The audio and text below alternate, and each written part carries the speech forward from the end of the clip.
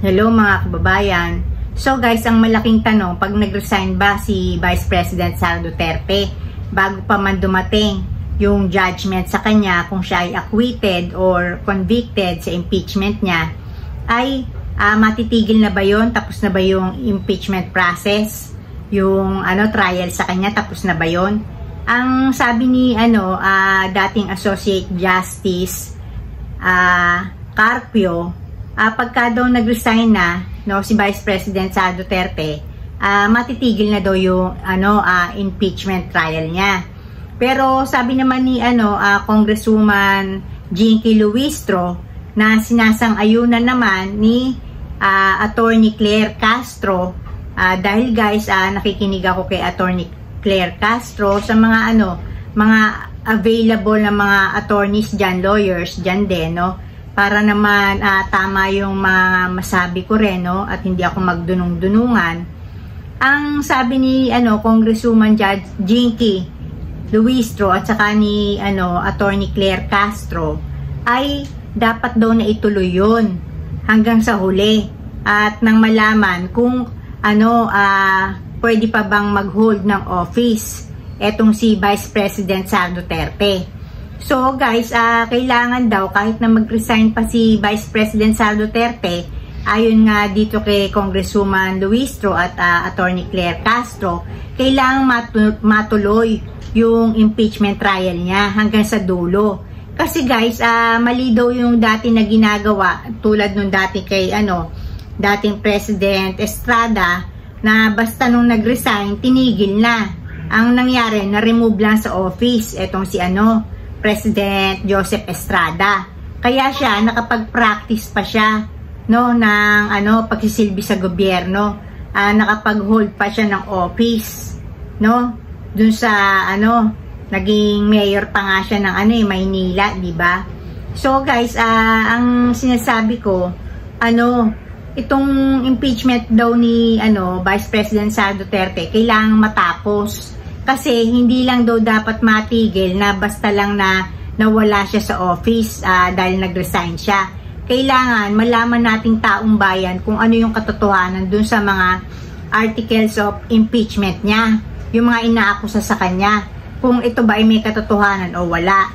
Para na sa gayon, kung mapatunayan, lalo na dun sa aspeto na yung tungkol sa kanyang confidential funds, na kumbaga man winaldas niya, hindi niya ginamit sa tama, mapatunayan na hindi na siya karapat-dapat na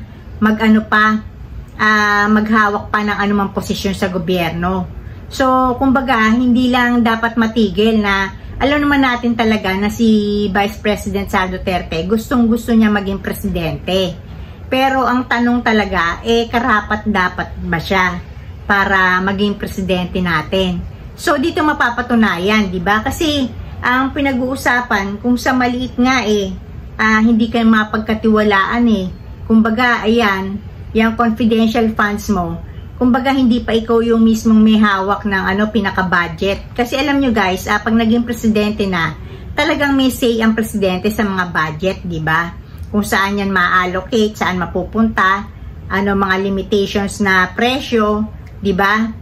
So, kumbaga, kung hindi mapagkakatiwalaan dito si Vice President Sara Duterte, talagang mas lalong hindi dapat siya pagkatiwalaan pag naging Pangulo na siya kasi nasa kanya yung malaking bahagi ng pagkapasya tungkol sa budget. So, dito guys, ang sinasabi ko, dapat talaga, ako sumasang-ayon ito talaga yung gusto ko. Gusto ko talaga unang-una, yung sinabi ni Congresswoman Jinky Luistro na kailangang tapusin.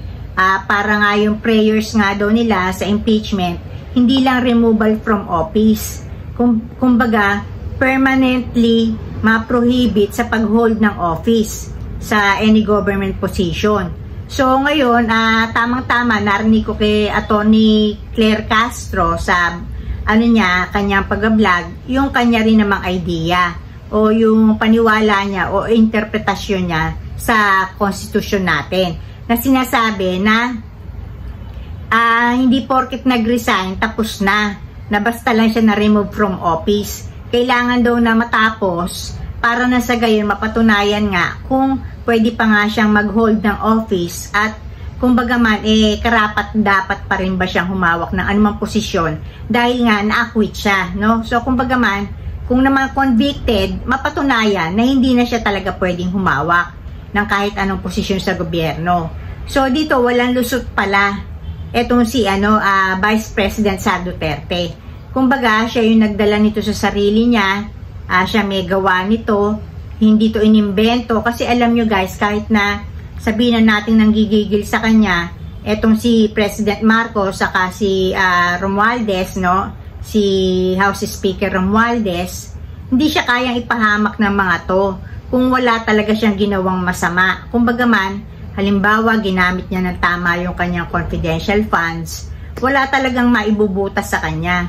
Tapos tayo naman, mga nagmamatsyag tayo, alam naman natin, di ba, halimbawa kagaya ni Mayor Vico Soto, di ba? Parang sa mata natin, okay siyang mayor. So, alam nyo guys, talagang tayo, maaamoy natin kung may anomalya o wala So, kung wala talagang ginawa na, parang kamalian sa gastos o pag-dispose ng kanyang confidential funds si, Vice President Sara Duterte, talagang, hindi mangyayari to. Walang maibubutas sa kanya mga articles of impeachment na ikakasa sa kanya? De wala. So kumbaga man, siya na rin ang nagdulot nito sa sarili niya. Ba't siya humantong sa ganitong na-impeach siya? So guys, hanggang sana ito makita natin hanggang sa kaduluduluhan kung ano talaga yung pinaka-judgment ng mga senator judges natin, mga boto nila, kung kahit nagdudumilat ba katotohanan, i-acquit pa rin nila itong si Sara Duterte, o talagang mananaig sa kanila ang maglingkod sa bayan. At masakit man sa kanila kung makikita naman nila na strong yung mga evidences against Sara Duterte bilang government official, kung kaya ba talaga nila na kahit ito ay malapit sa puso nila, kaalyado nila, kaya ba nila talaga na i-convicto.